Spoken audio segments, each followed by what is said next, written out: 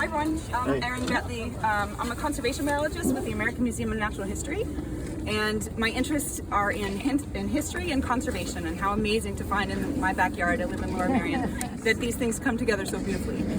So I've spent the last year researching the history of Stoneleigh and the history of Oakwell, and those two things are basically the same. And so every step that you'll take today is going to be on the former grounds of Stoneleigh, the original 65 acres of Stoneleigh. So this part of Stoneleigh has been disconnected for the last 100 years. So it was subdivided in 1920. But all of the structures that you'll see today, and the ones that I can show you on this map, are part of Stoneleigh's history.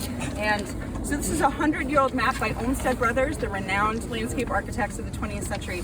They mapped every inch of these 65 acres, every single tree, including its diameter. And all of these structures, what I want to point out today is there's a whole side over here that we'll see today with mansion, wooded area, and then this area, which I argue is the most historically significant part of Stoneleigh, is a greenhouse complex that was designed by Frank Miles Day, noted architect, Penn Museum, Franklin Field, Superintendent's cottage, which was the man who won flower awards at the flower shows in Philadelphia. And then over here is a dormitory that was built specifically for women to be trained in horticulture and gardening. So around World War I, the Bodine family who owned Stoneleigh created this innovative program for women.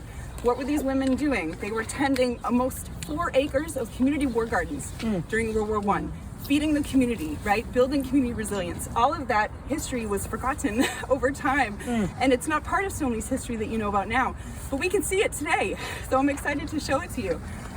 One benefit today is you'll get to see the interior of the Oakwell Mansion. This is a 1920 beautiful house that was designed by William Wayne. Has anyone been to the Mercer Museum? Yeah. This has one of the largest installations of Mercer tiles anywhere. It's absolutely beautiful, so it's a real treat for us to get a chance to get in there. And I never introduced myself to you fine folks. I'm Jamie Singer. I've been living in this township for a long time. I'm a proud product of Lower Merion Schools, as are my twins. I graduated from Lower Merion High School. They graduated from Harrington High School. And I just want to say, as part of this, there's been a sort of a prevailing thought among a minority about if you don't, you must be anti-sports because you're not I'm not anti-sports. I was a soccer mom. My kids played sports through middle school and all through high school. So I support sports. I can support sports, and I can support history as well. The original plans had a baseball field and a softball field and several multi-use soccer, lacrosse, field hockey fields. Right. The baseball and softball have been arranged to be at the polo field. So there's no need for that to be here, but there are still discussions about the remaining fields that are, slated for possibly being installed here. Okay. I'm going to formally introduce myself. I'm Joe McNeil. I'm kind of a volunteer. I'm a Pennsylvania Master Naturalist. I'm a volunteer with Penn State Master Watershed Stewards, and I run my own PHS Tree Tenders group. This property has largely been undeveloped, which makes it very special. And we'll talk about this as we kind of work our way over there, but this is a direct complement to Stoneleigh. And Stoneleigh does not have a woodland like we will see over there. And not only is the woodland we'll walk through here, but there's also other corridors for wildlife to work through as we walk up and into the property, and we'll talk about that as well. And wetlands. And wetlands as we enter the property, yes. Oh, he just said yes.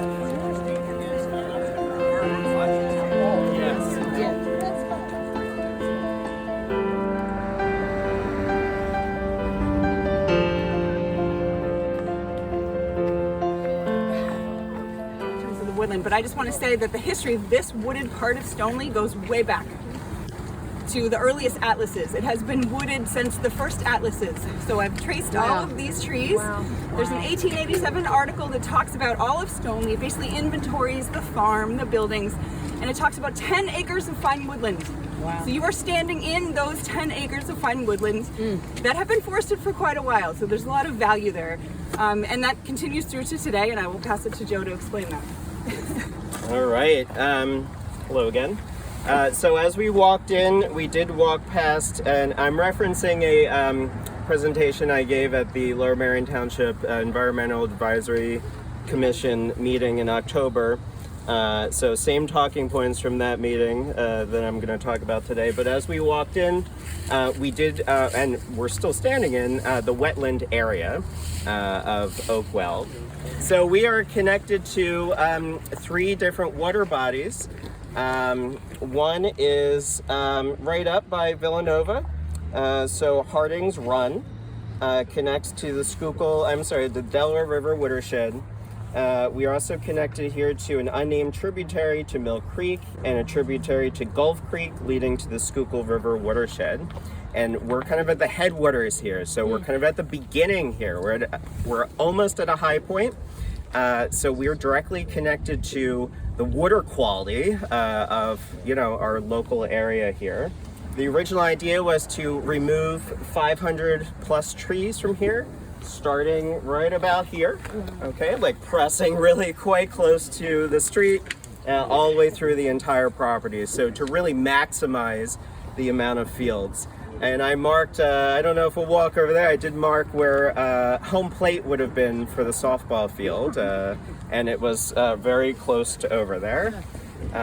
We are standing in a forest fragment. There aren't many forests left. So this is a native forest fragment. We see beech trees here. So beech is a dominant tree species, American beech. We also have tulip poplars. So these towering tulip poplars are around us. We also have red and white oaks in here. So, but the dominant trees are the beech and the tulip poplars here. As we go further into the property, it does become more like an arboretum, intentionally planted, and we will see a wide variety of tree species from around the world. But special to me are the native trees, including the native oaks, the white oaks, and the red oaks that we'll see, and they are just massive. But this is a native woodland. Most of these trees, including these young beeches, are just naturally regenerating from seed sources, which is fantastic. And again, we don't have anything like this at Stoneleigh. If you look at this from the satellite, it is a direct connection. We don't even have a roadway bisecting the area. It's a direct connection to Stoneleigh. And I do, briefly before we move on, I do want to talk about this being an ecological corridor. So in order for wildlife to continue to exist in this area, wildlife needs to be able to pass from one place to another. So we have increasingly fragmented areas. If you look at the satellite, you see lot, subdivision, subdivision, subdivision. But here we have connection. So this is a place where birds, for example, in migratory routes can stop and rest, okay? They can consume insects in the leaf litter, in the nooks and crannies of the trees. They have a wide variety of food sources here. And again, we have a native plant, kind of ecological garden right next door. Okay, perfect complement with each other. So this is a very important place. And as we move through the property, I'll talk more about the ecosystem services that the entire property provides. How old are the trees? Any idea of age? Yes, so I think some of the trees on the property are well over 200 years old. Most of the trees here are much younger than that, for sure, like 100, 120, 130 years old, which is younger. Most of Pennsylvania, I don't know if many of you, I think, are environmentally conscious. You may already be aware of this, but most of Pennsylvania was clear cut. And there are very few areas of old growth forest left. So this is a relatively young forest fragment, but still old. And these trees are not found in this configuration, in this quantity, in this density in many places left. So, but the trees that we're going to see further up, I think Bryce is thinking 250 years old, exactly, something like that. Yeah.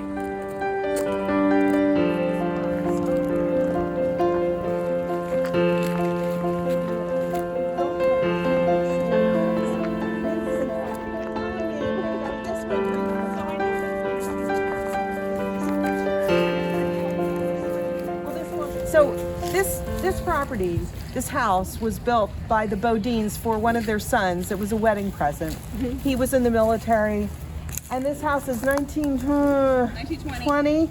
1920.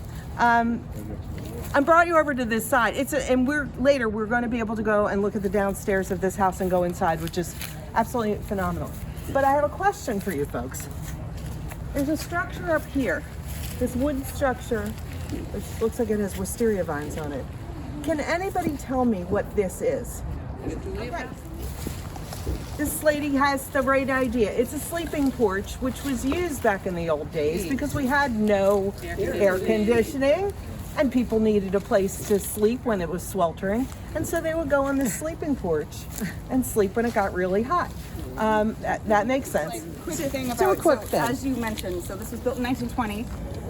It was William Bodine built this house after returning from his distinguished service in World War I. So he was a veteran who was distinguished with the Purple Heart, with the Silver Star, with the Croix de Guerre. I mean, this man served his country well. And then this part of Stoneleigh was carved off for him and his young family, his 2 young sons and his wife. And so they built this mansion. It was built by William Wayne.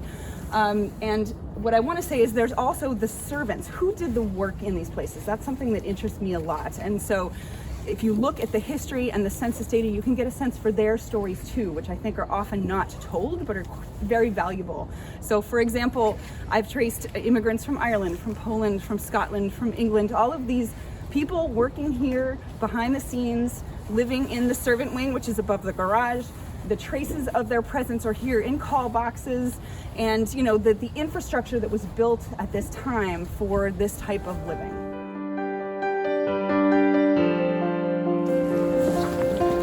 One thing I'll also point out is the ironwork around here is stunning. Several experts have speculated that Samuel Yellen was involved in the ironwork, which is also a very big name. So there's so many significant architects and artisans involved in the crafting of this house.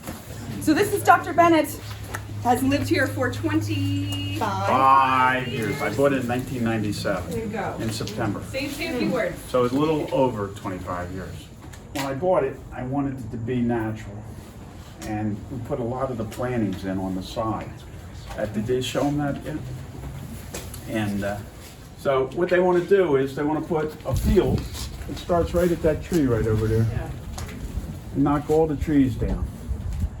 And when I put the house up, the pool house, I had to put $82,000 in escrow because they wouldn't let me hurt any of the trees. And they kept it in escrow for 12 or 14 years. And now, the school district feels they can cut down 540 4-inch or larger diameter trees and replace them with little saplings, which is quite a travesty. Yes. No, it's something that just shouldn't happen. Yeah. All right.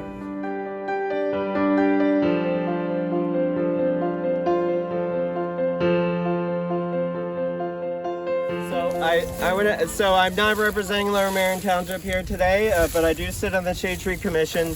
The township brought in an intern this summer from the University of Colorado. He was fantastic.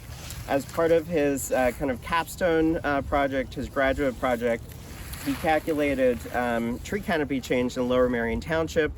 And one thing that stood out, and something that we all knew and he didn't know, was one of his images of major loss of tree canopy in most recent years was the Black Rock Middle School site just around the corner, but too far to walk, have to bus here.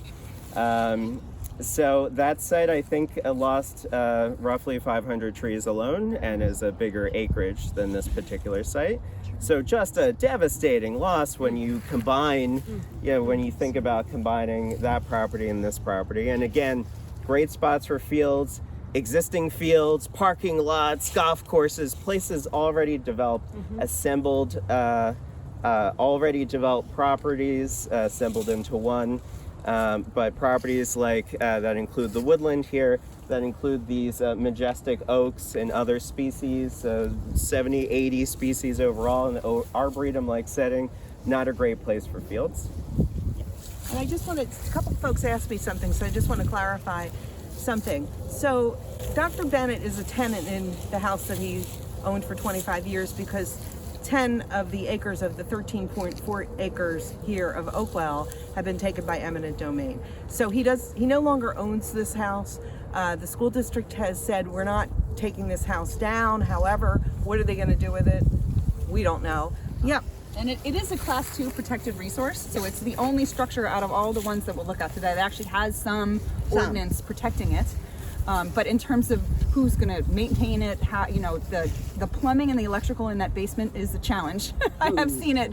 Yeah. And Dr. Bennett has a big job on his hands to keep this place intact and maintained. So, you know, all of these structures have some questions about how Lower Merion is going to be handling them, you know, and we don't know what the revised plan is, right? So none of that has been publicly released. So all we can do is tell you what we know about its history and its value, and you know, continue to advocate. If the school district does develop the property, they are owners of this property and the next door property. So so their name is on this property right now. If they do develop it, they, among other things, will need to have some plan to steward this historic property and steward the natural resources on site.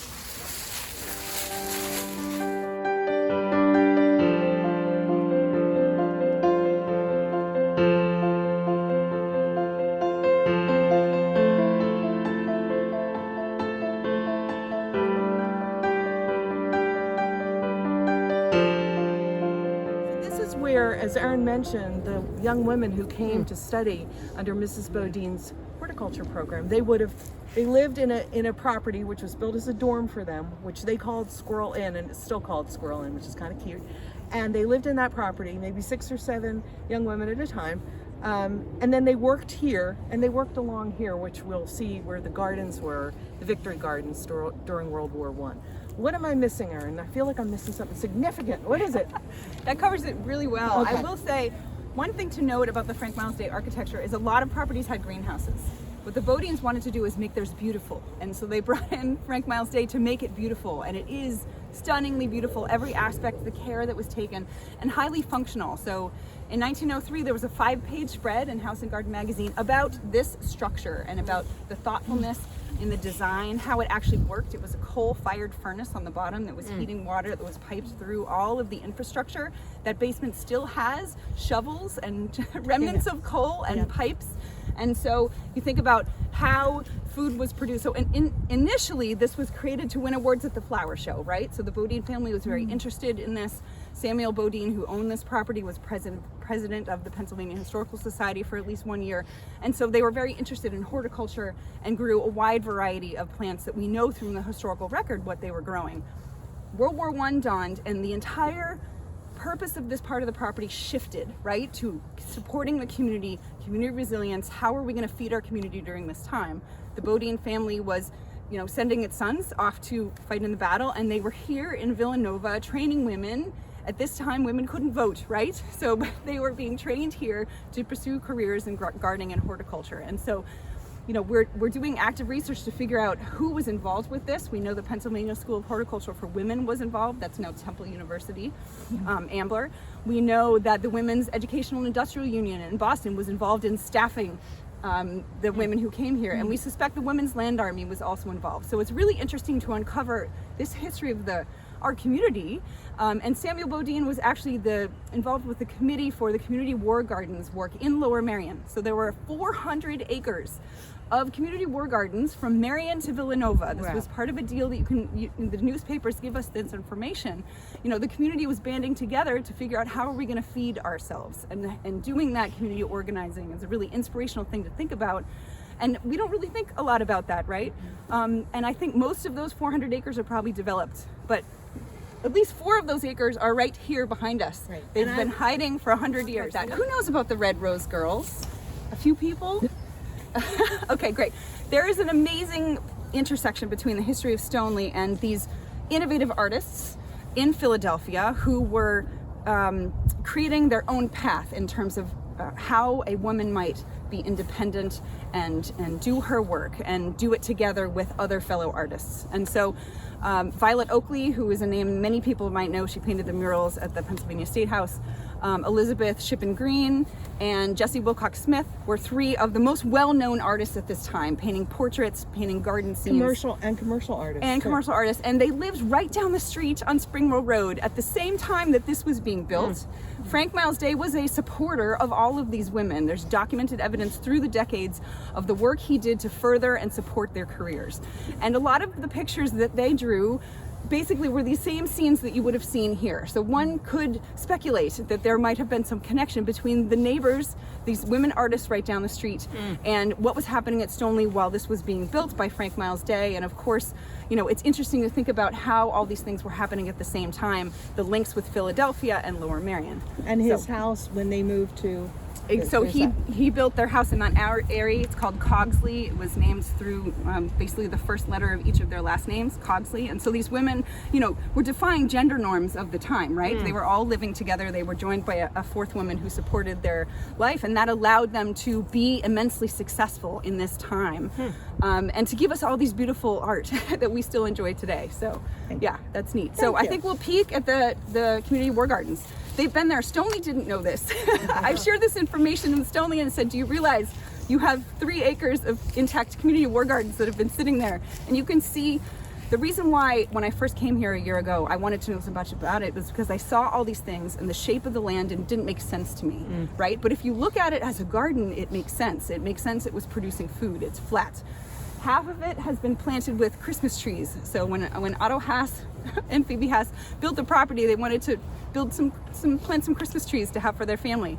Those Christmas trees are now 80 years old, and they're half of what was the community garden. But we'll walk along this fence and we'll just point out where these acres were and where these women were doing their work.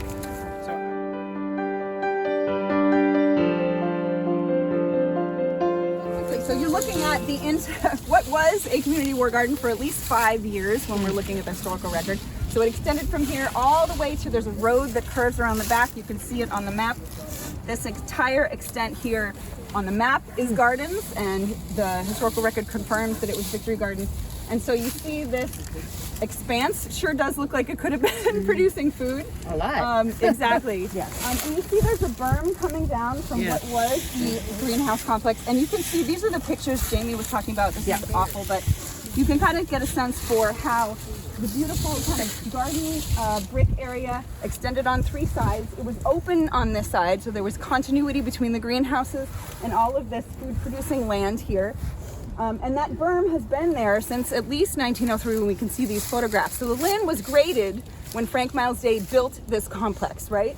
And some of the area that we'll look at over here is the highest point of Stoneleigh. So there was a road that bisected the entire span of Stoneleigh from the tea house that we'll go to all the way down to Spring Mill Road. It was there from the very earliest parts of when the maps show us Stoneleigh. And for a period, it was known as Linden Lane.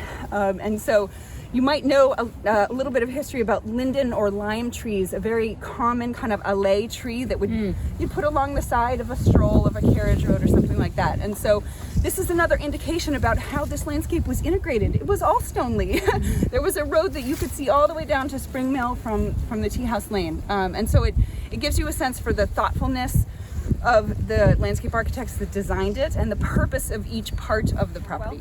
We just want to point out this lawn behind you and the tea house are currently the most vulnerable parts of this property that we know of, right? So the baseball and softball fields have been, right. So this area with these beautiful oaks across it, you know, the roots that are intertwined between all of them, the mycorrhizal connections between them, the canopy, you know, this landscape might look cleared, but there's a lot going on here, and Joe can certainly speak to that. But this is the central part of the property that we are concerned about right now, and we're waiting to hear the uses for the other parts. But you know, we want you to see this lawn. When you hear it's a cleared area, actually look at it. You know, think about what's going on here. What are the value?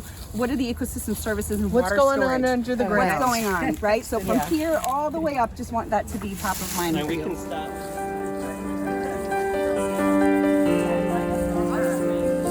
Press your nose up against the fence. You can barely see the superintendent's cottage, and that's the extension that was built later.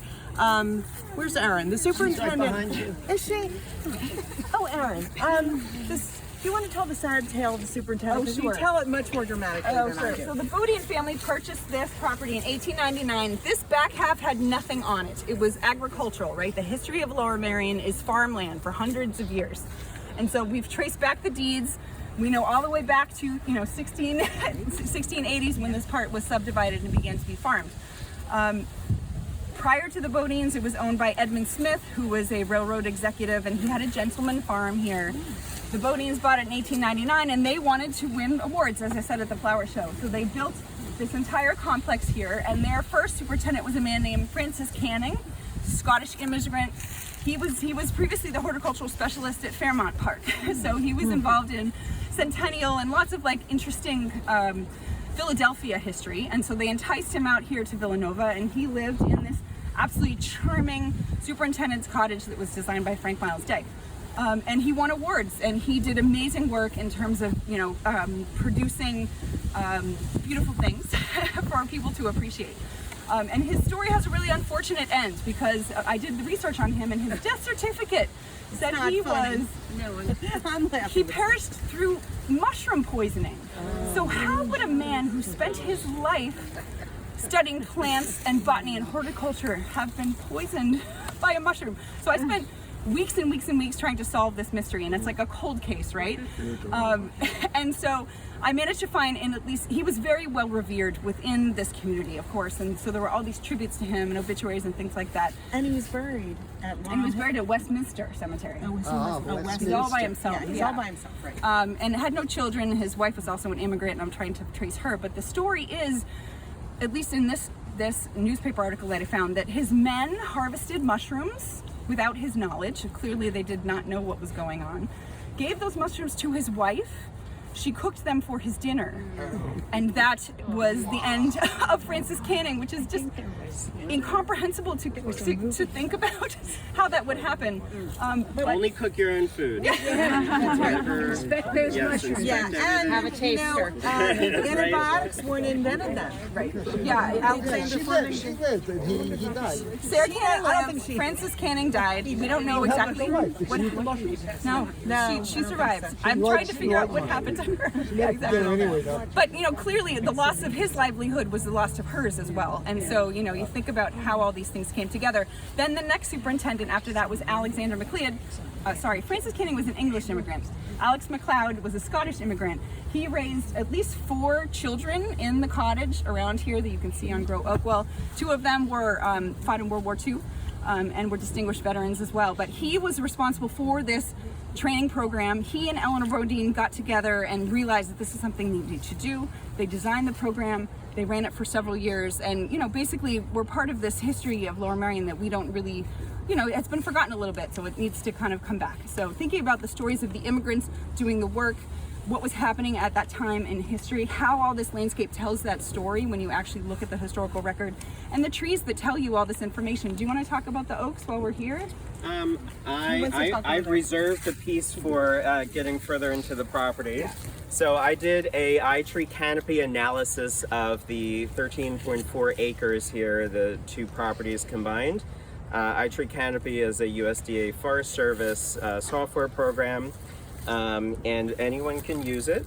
I mapped 200 points in the data shape, which are the 2 properties.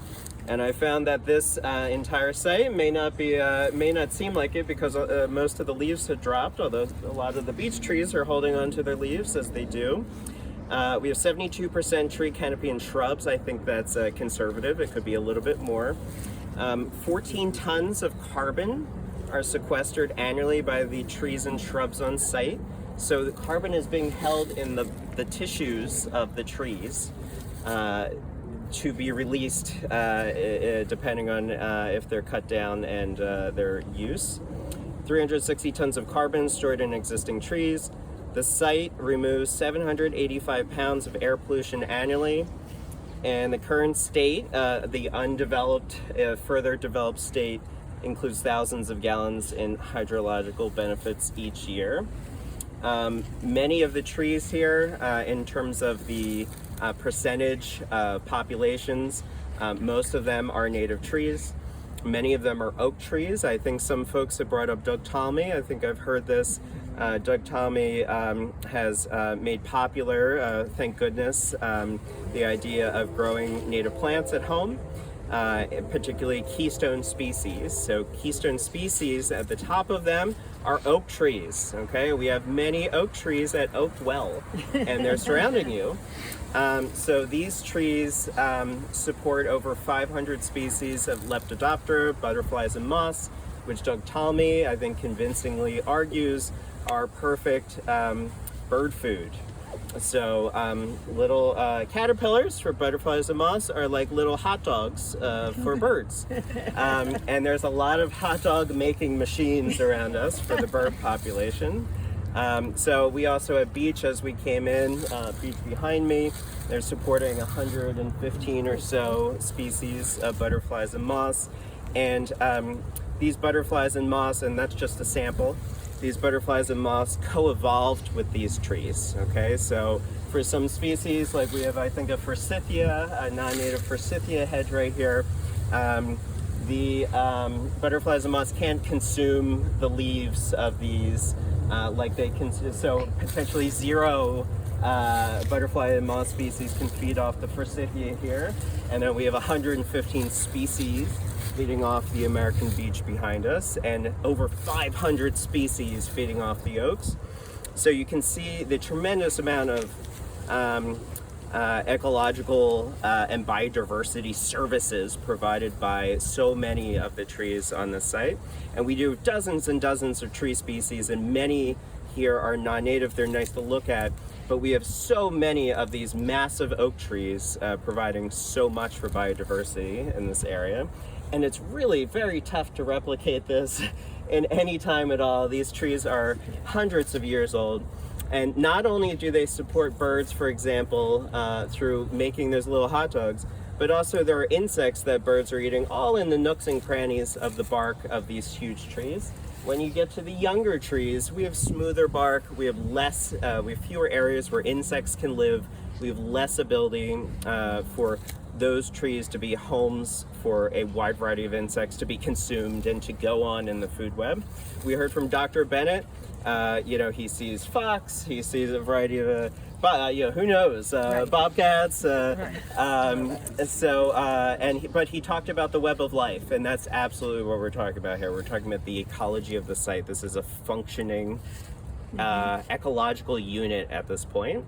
So we don't know what the future holds, however. We don't. And did we mention our county champion tree, which back, you can't really see it from here. It's not this one, which is awfully big, but we have a county champion oak in back of this structure. That's a pretty recent discovery in the last couple months, just from our arborist looking at that. So this site has been largely undiscovered, right? It's kind of like, who even knew this was going on here? No. But huge trees, I think they're on a PA, big trees. There's 4 of them. Yep. Yeah. And that is run, I think that's the same website, run by the arborist at West Laurel Hill Cemetery. It's like his labor of love, his volunteer project, I think. But he runs that for the entire state, so that is really cool. And I do have to mention, I don't think I heard anyone talk about this yet, there's increasing protections for like heritage trees or trees of special significance in this region. Is anyone from Radnor? Oh, wow, okay, a lot. So Radnor has and good for you, it has a heritage tree protection, and that's fantastic, and I hope we get that in Lower Merion one day. We don't right now. So huge trees like what we see around us, these huge oak trees, can just simply be cut down without any legal protections. And we're not saying, I think Radnor's not saying, no one's saying that these trees can't be cut down for any reason, but there should be a good reason. They should be truly in decline. There's some prevailing public interest, something like that, because these are really irreplaceable trees. Many of these trees have been here for over 200 years because they've been protected by the property owners.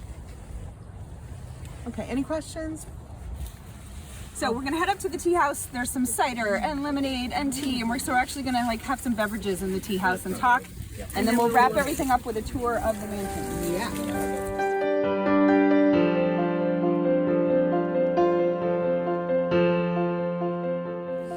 So you're standing on a stunning turn-of-the-century tea house, and it's actually a subject of a mystery of who built this tea house. And I've spent many months trying to solve that problem, and there's two potential architects behind it. One of them is Frank Miles Day, right? So he built the greenhouse complex, he built the acorn cottage, distinctive use of brick in this Flemish bond style. So it's basically you have the long stretcher and then you have a small end that's glazed. So there's a lot of like visual affinities between these different structures here. But I will say the greenhouse complex, the cottage, and the tea house would be examples of the only thing in his portfolio that he ever did. He never built another greenhouse complex. He never built another adorable Cotswold-style cottage like this, and he never, to our knowledge, ever built a tea house. So this would be really 3 examples of unique things within the Frank Miles Day portfolio. Erin was so excited she just giggled, by the way. It's amazing. Who else might have built this? It's like a mystery. You put it all together. Before Olmsted Brothers were here, the 2 landscape architects were Pentecost and Vitali. And I'll talk about Ferruccio Vitali is responsible for the National Mall, so it's kind of a big deal. And so they had the initial layout for the Bodines.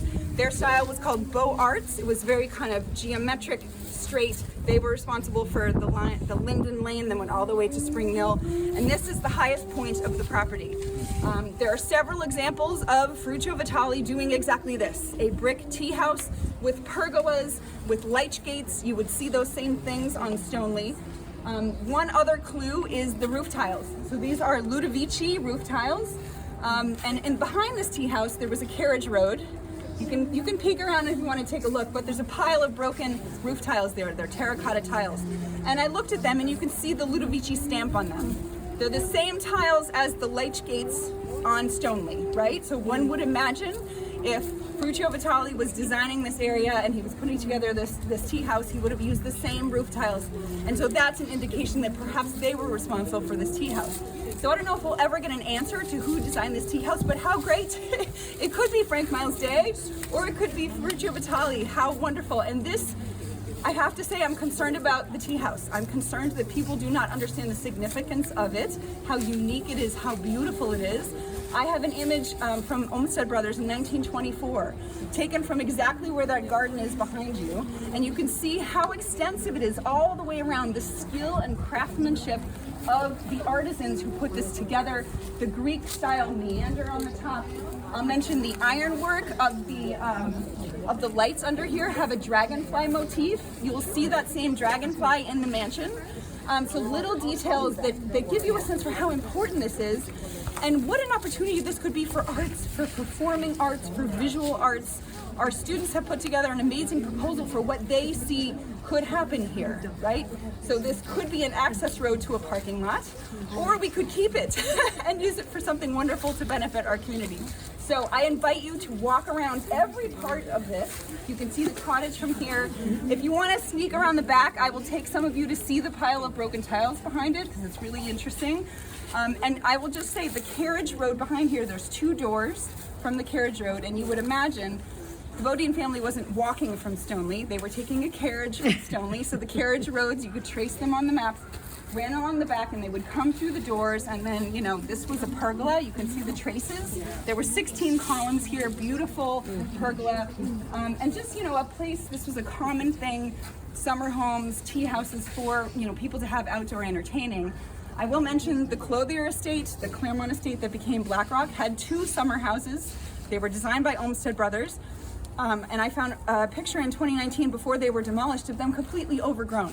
And no one even knew that they were Olmsted designed summer houses, right? But I have pictures of them in 1920 when they were being built by horses and men, you know, pulling that together. So I think a lot of the issue is, what are we losing? What do we not know? What is the value of our own history? And so I feel very strongly that I would like this tea house to stay here and be used for the betterment of our community. So if anyone wants to walk around the back, you're welcome to come. Otherwise, walk around. It's beautiful.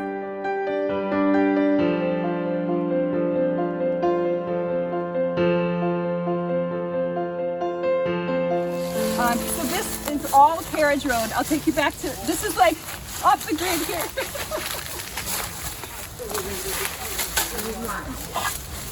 How cool is this? All right, so I'll wait till everyone's back here. So these are, that's an original tile. So that's like 1905. And this is a replacement tile. You can see the greens are different, right? So this is Ludovici Celadon. So in 1906, two different companies merged. That just says Ludovici. So that was an original, before the merge tile. And so, this is where you can kind of, use the clue. So I just wandered back here one day and found the tiles, and it launched this entire investigation into it. Can the roof tiles answer the question about who designed the tea house? So this basically, if you look at the maps, this carriage road connected all the way around to the main part of Stoneleigh. So if you've ever been in Stoneleigh and you wanted to take a carriage road to the tea house, you would have taken it kind of winding up around the path. This was the drop-off area, and you would have come in to enjoy the tea house, and then, so everything's been blocked off since it was subdivided, but it was all integrated part of one property, 100 years ago. So any questions? Otherwise, I think we'll head to the mansion.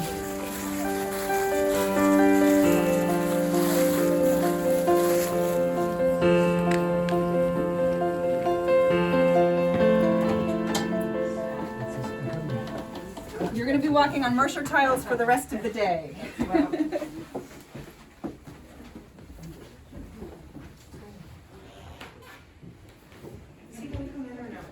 So in here, you'll see there's all the Moravian tiles in all these rooms. We're just going to see the downstairs rooms, which is spectacular. There's a lot of arts and crafts elements from the early 1910s, 1920s. This house was 1920. There's also I always have like a little favorite thing. So there's a little thing called an ingle nook, which has a fireplace, and then benches alongside. That's a recessed area, and it was made for just like a cozy nook by a fireplace. So we'll see that too. But we're just going to see the main. He has names for all of them. All these rooms look like, to me, like a living room, but they all have names like the card room, the library, maybe one's called the living room. I don't really know. But they all look like, seating areas. But they're very interesting, just interesting architecture and features. So I think we can go in this way. In the drawing room with a candlestick. All right, let's go this way. And so you can see here all these Mercer tiles are just everywhere. Oh, you gonna give us wine too? Here. Awesome. Do? Oh, okay. Tour, come. Really, you want them all to come in? I was ready to give them a tour. Come on in. Okay. Anybody want to taste the wine? Come. He's not even joking. That's his wine that he makes. This is my wine. We won the award. The wine is superb if anyone has an interest. Oh, don't be shy. He's offering. Anybody want it? Go on. He's got a bunch of glasses. We make, it's called Oakwell Estate. It's absolutely. It's made with, in Napa Valley, and we won the award as best imported wine of the year in China 2 years ago. They didn't have the contest this year. Okay.